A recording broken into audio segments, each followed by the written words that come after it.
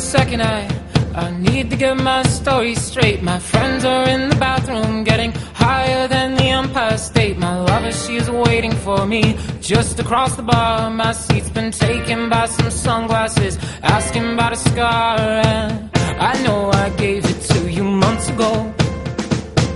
I know you're trying to forget, but between the drinks and subtle things, the holes in my apologies, you know, I'm trying hard to take it back.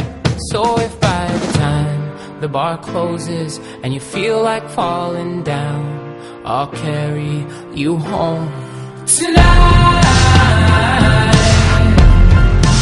We are young, so excited. Seorang pengusaha yang sukses. Saya kepada Anda semua, saya yakin Anda semua di sini pasti pribadi-pribadi yang sangat sukses karena udah melangkah sini dengan meluangkan waktu tanpa ke mall, tanpa dengan keajak anak istri jalan-jalan weekend kan ya. Tapi Anda dengan niat yang tulus ingin mengetahui rahasia membangkitkan jiwa pengusaha yang sukses. Apa sih itu? Nah, di sinilah saya tahu bahwa Anda semua sini adalah pribadi-pribadi sukses. Dengan satu langkah Anda di sini, maka Anda harus yakin juga dengan keyakinan ini penuh senyuman. Apa ini? Semua kenal semua. Kalau proses sukses semua kenal. Nggak kayak kita aja belum kenal kan? Kita melakukan pengertian. Tadi Pak Tani udah beritahu mengenai entrepreneurship. Saya itu ilmu pengetahuan. Entrepreneur itu apa sih? Jiwa entrepreneur, kemudian sukses. Kita masuk pengertian dulu. Kalau entrepreneur ini adalah hipnosis ya. Bagaimana penyatuan diri kita ini, kemudian dengan alam yang sumber dari Tuhan. Jadi kekuatan kita plus alam. Karena kita berhasil itu jangan tanya kita. Jiwa adalah ngeluh kan? Maka bagi saya jiwa dan ngeluh itu beda. Pasti Anda semua pernah tahu ada orang yang mati suri. Itu jiwanya. Wow. Saya menunjuk yang dia jauh kita ambil jiwanya, bukan itu. Jadi jiwa berbeda. Jiwa adalah pikiran dan kepribadian orang. Nah, pikiran dan jiwa kita inginkan sini adalah jiwa yang punya mental adalah mental yang positif. Jadi seorang entrepreneur itu harus memiliki jiwa yang mental yang positif. Jadi segala sesuatu yang dikerjakan harus ada jiwa. Bukan seperti saya bilang di motivasi itu, bukan hanya ikut-ikutan bisnis, tapi kita menjiwai bisnis itu. Kalau kita menjiwai bisnis itu dengan totalitas kita, saya yakin bisnis kita akan lebih berhasil dibanding sebelumnya. Sedangkan kalau entrepreneurship, ada orang yang melihat peluang-peluang bisnis dengan kekuatan yang berat, dengan punya identitas dan empatis yang lebih dasar, dan berusaha mendapat keuntungan walaupun melalui risiko. Pada seorang entrepreneur, semua sini dengan hati juga. Selain pikiran adalah hati, karena bukan banyak orang pikiran positif, tapi hati juga positif. Mungkin ada semua sini, saya yakin pikiran positif adalah melihat sesuatu dengan nilai-nilai positif. Tapi bisa juga dengan positif pasti tidak nyaman. Apa benar ya kayaknya positif tapi tidak nyaman. Maka itu belum ikhlas saya bilang. Dan di sini tidak banyak tapi pikiran positif dan hati pun dengan positif. Seperti halnya kita melihat gambar ini, apabila seperti air itu ada kopi misalkan, fondasi-fondasi yang lebih hebat lagi. Yang pertama adalah ditekad kuat dan yakin. Nah, yakin ini yang kita masing-masing orang berbeda-beda tingkatannya. Seperti halnya saya waktu menghadapi pasien, sakitnya sama misalkan ya, tapi tingkat keyakinan beda. Maka yang lebih yakin itu lebih cepat sembuh dibanding tidak yakin, walaupun tingkat sakitnya sama. Yakin itu beda. Yakin kita, jadi sebelum kita melangkah, maka kita yakin dengan apa yang kita punya. Pasti kita mengetahui kelemahan dan kekurangan kita. Dan tadi ini mental block itu adalah kita selalu melihat kekurangan kita. Tidak pernah kita melihat kelebihan kita.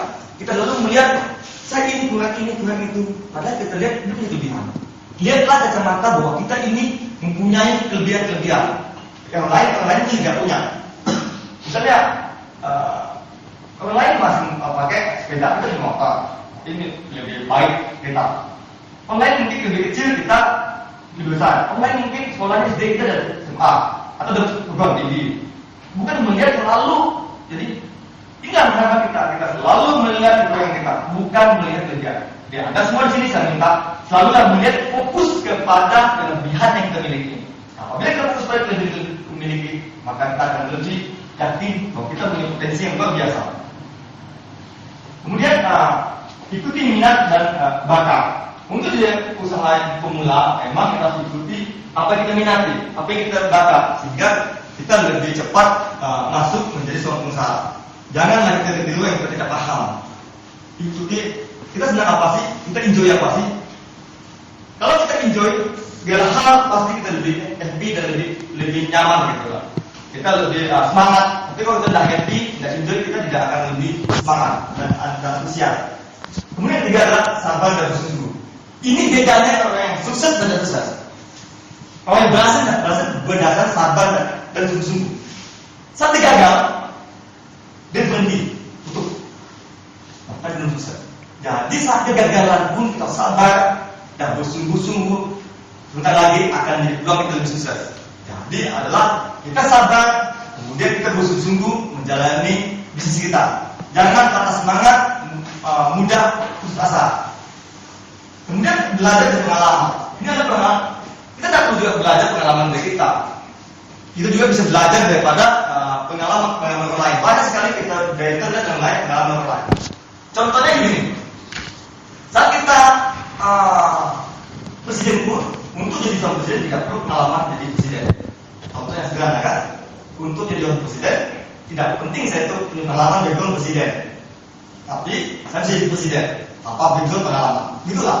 Jadi tanpa kita sebelum pengalaman pengusaha, ya kita mulailah lihat pengalaman orang lain, usaha dengan lain. Banyak tools mengenai untuk jadi ilmu pengetahuan untuk menambah kita sesuai dengan bidang kita.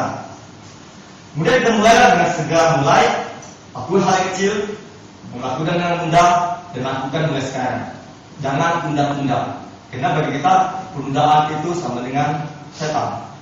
Semakin kita tunda, semakin menumpuk makin lama. Jadi lakukan, kita udah niat, langsung ke spontan. Lakukan. Biasanya otak kanan spontan, otak kiri banyak muslim dulu. Enak lagi. Kemudian kita kasih energi ke kanan dulu. Semua boleh tangan begini, ini. Boleh mata boleh enggak. Bisa tergantung masing-masing orang. Saya kasih energi itu bisa rasa panas, dingin atau bisa tidak rasa sama sekali. Karena sensitif orang itu beda-beda. Kalau dia kuat maksudnya bisa rasa dingin, bisa gatel atau ada panas dan dingin. Itu energi. Tapi ada juga tidak sepakat tuh. Itulah orang manusia itu beda-beda sebenarnya. Boleh matanya niatkan kita akan kasih energi ya, biar kita semua lebih sehat, lebih nyaman untuk latihan ini. Oke ya, boleh matanya.